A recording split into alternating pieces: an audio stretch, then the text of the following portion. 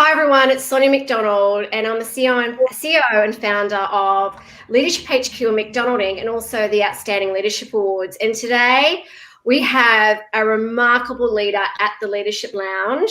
And I was smiling because I know he's really humble, Mark Richardson. And what an impressive bio. I'm not going to read all of it, but you are amazing. As soon as I spoke to Mark, I reached out to Mark a couple of weeks ago about him and also Dr. Gareth Andrews speaking at our current Courage conference that's coming up. And as soon as I spoke to Mark, I felt like I'd known him all my life. He's just someone that I knew was so passionate about, lifting others up to be more, and also around leadership. And also looking at his bio, he's an experienced chairman. He's also a board director. He's a business leader. You have to look at his LinkedIn profile and his bio. He has been incredible around making a difference to so many people, particularly around Australia and the globe. And I'm really excited to have him speaking, as well as Gareth, and I know that you are really passionate about this exposition as well. And there's already people that are commenting at the moment, which is great. Thank you so much, everyone. Christy, thank you for commenting already, but around the last great first as well. So I'd love to know a little bit more about that, but welcome to the Leadership Lounge. Well, thanks, Sonia. What a terrific introduction. I need to get you to introduce me more often. That's wonderful. And, for everybody that can see and hear me, I hope that in the next little while, as Sonia and I have a conversation, that something of value comes from that for you. I can't wait to see you at the conference, which I'm hugely excited about and very much looking forward to. It's going to be an amazing conference I think we need more courage today than we have ever before. And having yourself and Gareth and also Paul Scareth speak, and also Christine Holgate, plus the other speakers we've got. I know collectively we're all really committed and passionate about building a world of kind, courageous and inclusive leaders and leadership, and also how we can all make a difference and an impact, which you and Gareth are doing. But tell us about the last great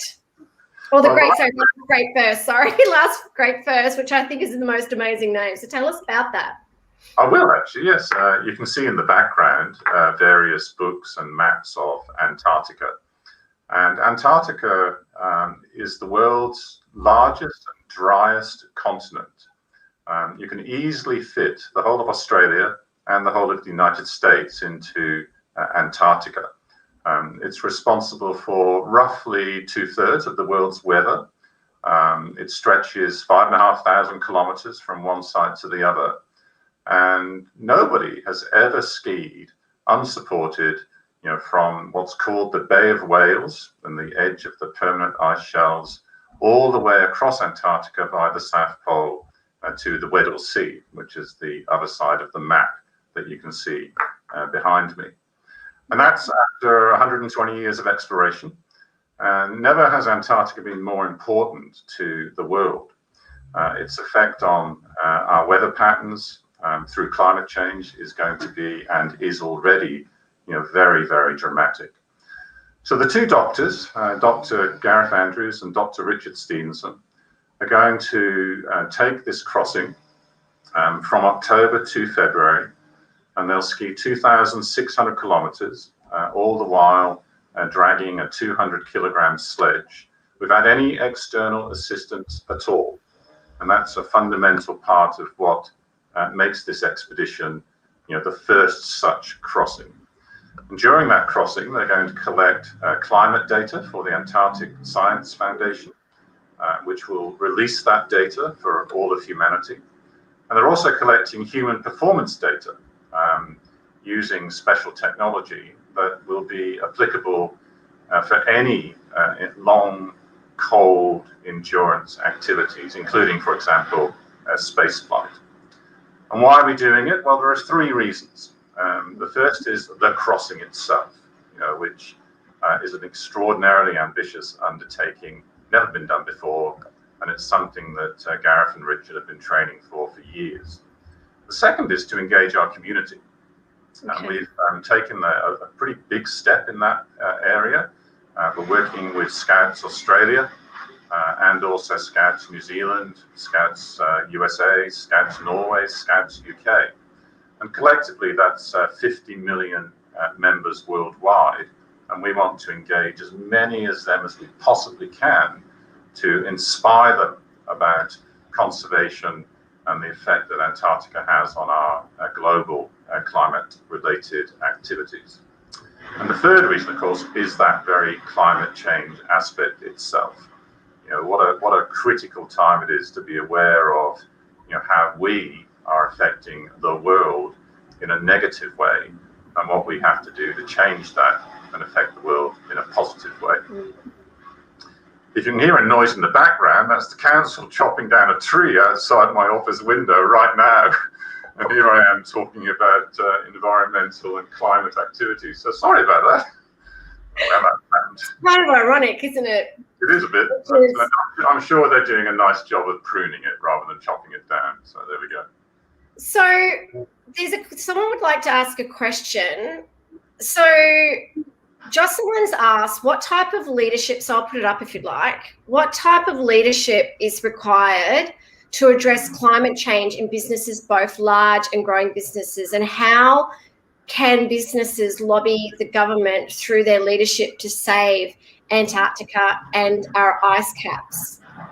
I think that's an outstanding example of what we need in our political and business leaders, which is the courage to speak out. You know, there is a wonderful example of that, and I'm not linked in any way to Volvo, the car company. I'm not their spokesperson. I'm not, you know, in any kind of commercial relationship with them. But if that question allows you to look online at the Volvo global website, you'll see their CEO talking for an 18-minute video about what they see as the #1 safety test for the future, and that is climate. So they've made it front and center of their objectives to be 100% carbon neutral by 2030. And they're going to only be selling electric cars from 2025. I think that's their aspiration, certainly by 2030. Now that to me is a bold, courageous, and clear statement of what we can do. And all of their advertising at the moment is around Antarctica.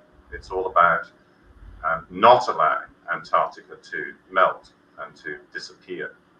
Now, what can we as individuals do? Well, I think we can reach out and we can support entities and leaders who are expressing their ambition to enhance the global climate environment rather than to destroy the global climate environment.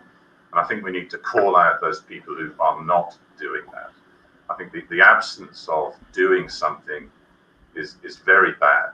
It's very important to actually do things like this expedition, you know, to draw attention to that fragile ecological system. Yeah. And I mean, I think that's why I remember when I was approached about the expedition and about helping get your message out there and what you're trying to do to create an impact and change so we're all aware of it, because I look at what they're doing and how you're also, you know, how we can also support you as well. And if you would love to support the expedition, please go to the Courage Conference website and you'll see a link there where you can actually support the team. And also if we could support you, I mean, what else could we do to support other than obviously talking about it, sharing like examples of what you're all doing through the last Great First, but also what Volvo are doing as well. I mean, what else can we be doing to really get the message, or even the small acts of courage that we can do to help support you? Well, obviously there's the links that you can follow on Instagram, on Facebook, on our social media platforms.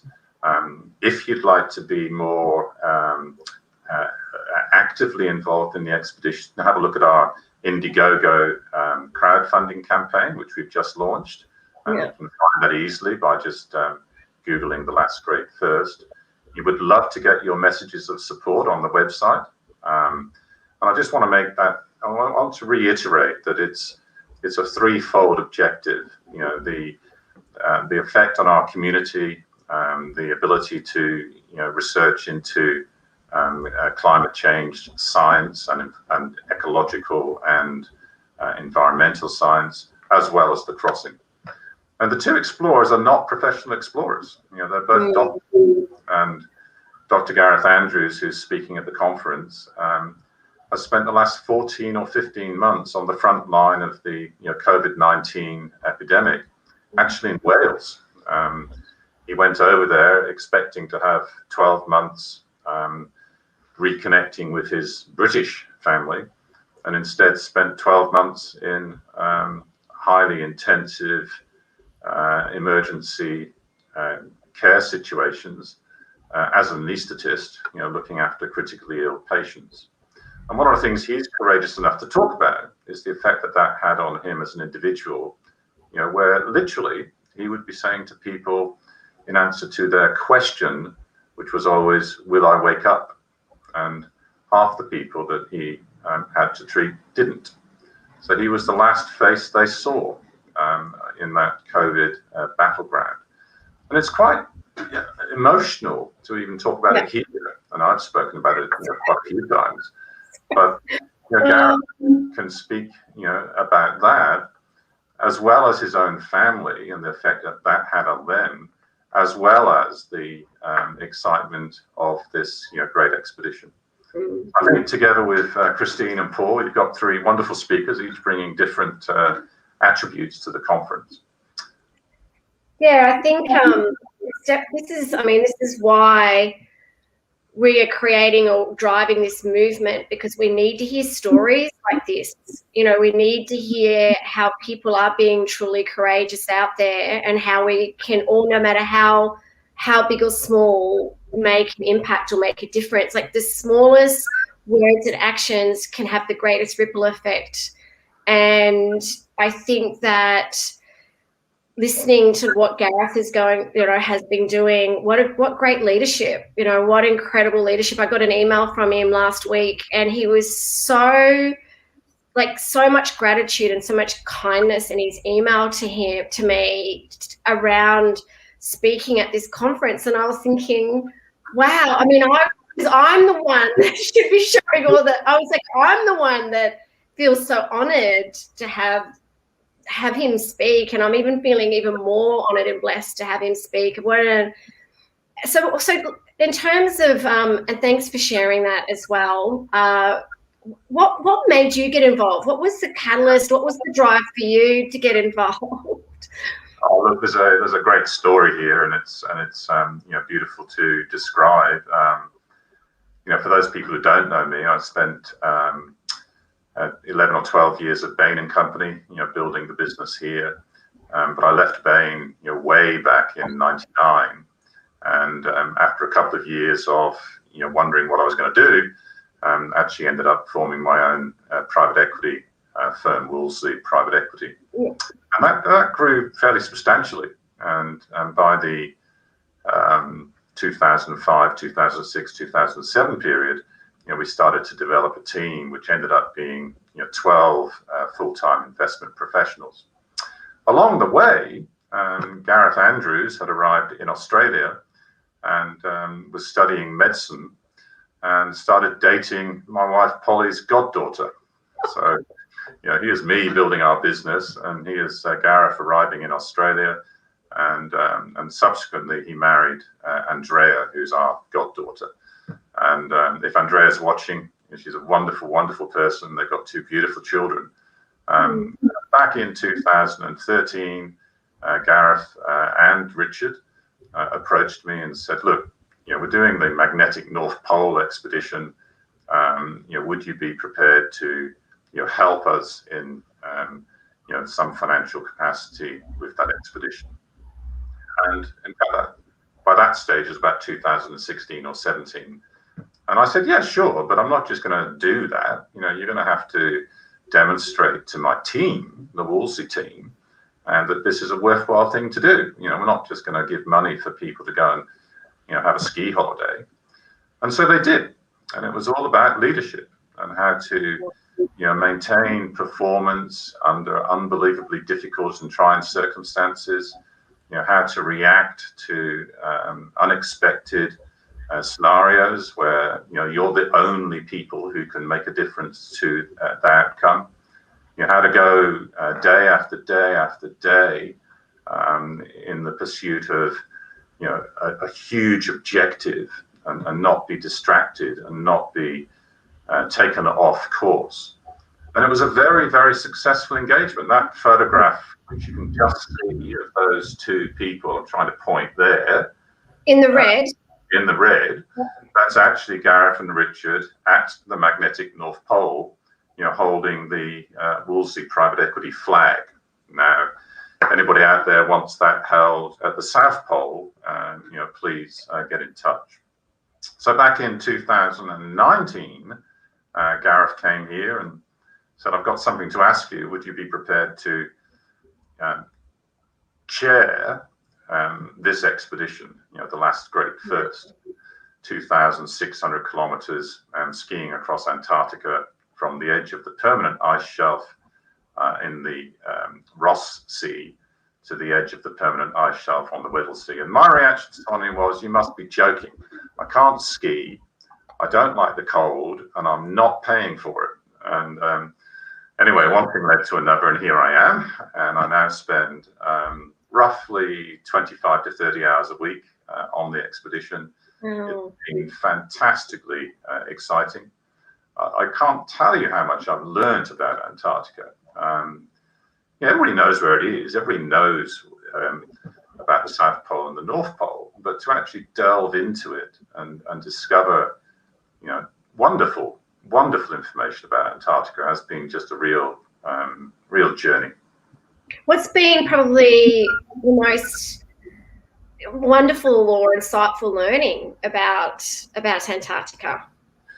Well, in the 100 or so years since the what's called the heroic era of exploration, there have been dozens and dozens and dozens, if not hundreds, of breakthrough expeditions on this continent. But nobody has ever done this expedition. And what has proven to be the most exciting element for me personally is the level of interest that people have in Antarctica. Everybody wants to know about it. And a lot of people think, for example, that the whole continent is full of penguins and wildlife. Well, it's not. There's nothing there. Once you get, more than perhaps 20 or 30 kilometers from the coastline, it's the most uniquely isolated and wild of all continents. It's literally the same space that was there when the Scots and the Amundsen's and the Shackletons of this world set about exploring it 110, 120 years ago. To understand its effect, though, on the globe, and to work with the Antarctic Science Foundation to become educated about how the vast majority of the world's weather is created in Antarctica. Certainly all of the Southern Hemisphere's weather is created there. And the effect that even 10% melt of Antarctica would be devastating for the globe. And to be involved in anything that draws attention to that and create a difference has been very, very exciting. That's amazing. I mean, I'm reading Shackleton's book again and the story there, and it's great to see that they're passionate about that as well, because not only is it about this expedition, but it's also about the leadership that they're demonstrating, the leadership around, leading through crises or leading through challenges or, the unknown, which I think that is shining a light on such great examples of leadership, considering what we're all going through as a globe, because we're seeing, I think, the best and worst of leaders at the moment. And they're showing such great leadership. But I just have another question. someone's asking questions, which is so great. Justin wants to know, as a business that helps organisations with their processes and systems of work, what can I do to build in green behaviours and processes that support positive climate behaviours in companies that I work with? Might be a bit challenging for us to answer that, but any thoughts? Well, I think, the companies that we work with, let's start at the basics, right? Reduce, recycle, reuse. Those are basic fundamental things that surely everybody's got, ingrained into their business activities right now. But let's go beyond that and let's talk about what is the plan for those companies that you're involved with to become carbon neutral or offset their carbon generation. What is their aspiration to talk publicly about it and to be bold in their goals? I think we are actually seeing in Australia very, very good leadership from many businesses about the importance of what we do on a daily basis to our overall climate outcomes and the opportunity to not allow the world to warm by more than 1 degree centigrade. And I think we should call out governments for being weak and grossly ineffective in the manner in which they're talking about this. We need to be able to say, do something, get on with it, make a statement, and anything that you can do as individuals within the organizations that you're working for to get the leaders, and if you are a leader, to yourself,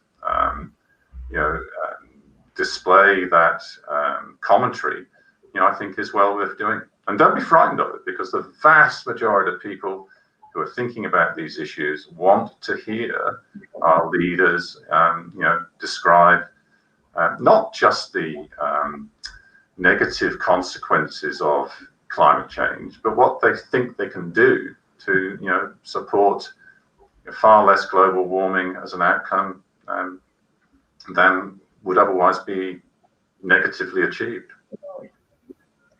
I think they're all brilliant points, and Rosemary's put a few points on the LinkedIn commentary as well. I think awareness is key. I think the more aware you are of this, the more cognizant you are around your behaviours and actions around, like, for instance, Rose has just mentioned here around takeaway coffee, for instance, and what you do with simple little things with the lid and the cup, but also we need to have a voice more around this space. I mean, I know it's the little things that we could all be doing, but because I think our government or our politicians, I think Australia is down the bottom. I think, isn't it one of the most, I think it's probably not as active in championing this as they could be. I think some of their climate, that's another conversation.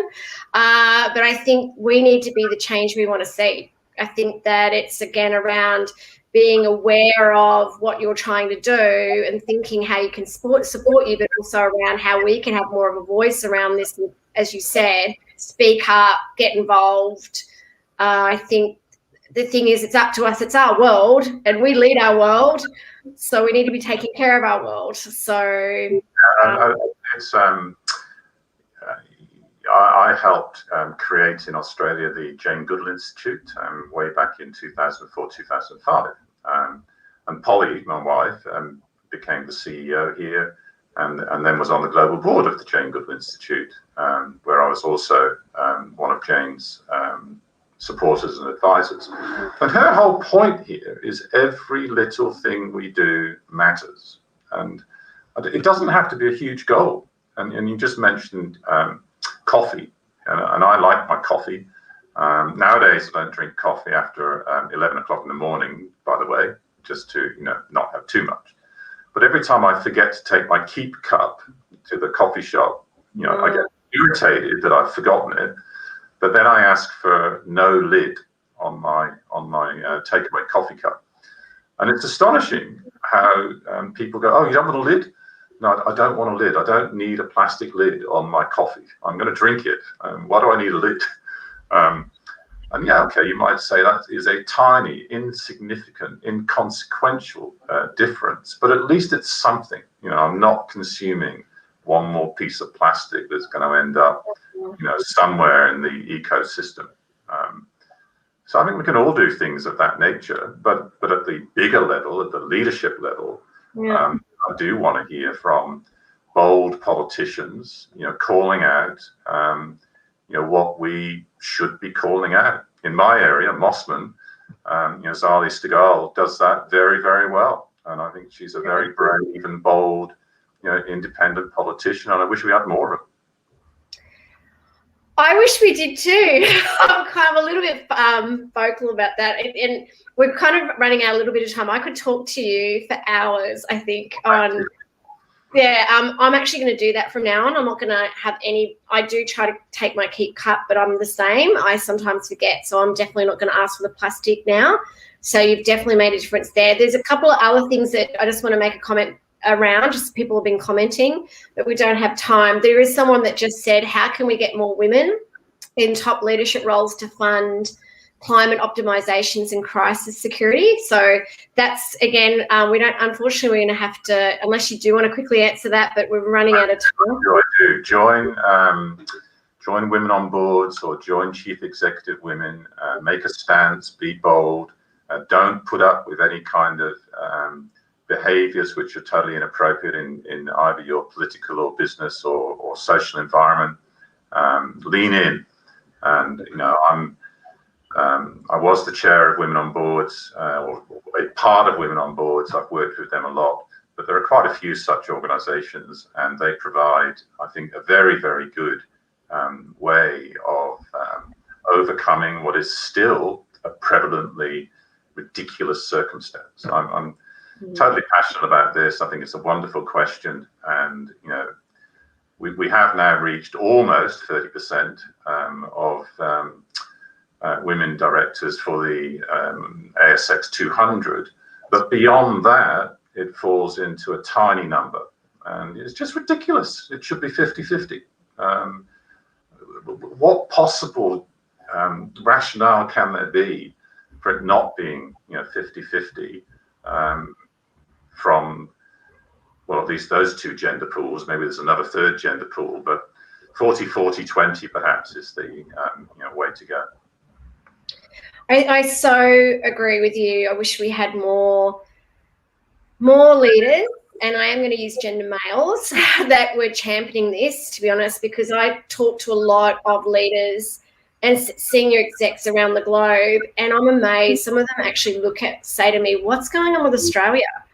These are people overseas going, you just seem to be like 20 years backwards around this whole gender diversity. And they get quite perplexed. Like, they think that, anyway, I'm super passionate about that as well. And I know, Mark, you're amazing in that space, which I just love as well. Rosemary's just mentioned as well around the comments of what she's watched some amazing videos recently about houses being built from recycled plastic bottles. One was a luxury beach house in Florida. So I know we'll have to share us with the link, but we'll definitely as well, you'll see some information. Go to the Courage Conference, everyone, to find out more about the last great first, and get involved, support, follow. We would love your support. We're so honoured and to have you speaking at our Courage Conference in October. And I know you're in Sydney. I'm praying to the COVID gods that you're going to be able to make it.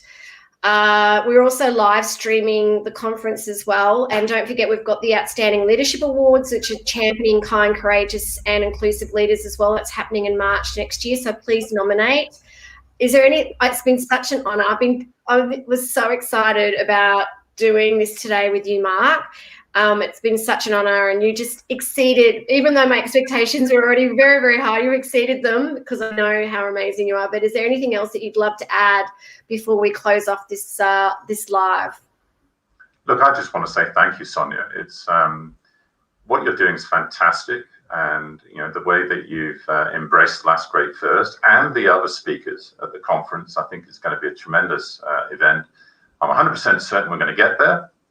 But if not, I'll be there in a virtual fashion for you. So thank you very much indeed for the opportunity of talking about the expedition, the last great thirst, but also my other passions, which are gender diversity and climate change and conservation. Well, you are remarkable and you're making a difference, and that's what leadership's all about. And thank you for having the courage as well. Thank you for being so courageous. And you'll definitely be there. We'll make sure that it's going to happen, and we'll see you there on stage. So thank you again. Thank you. Stay safe. Bye.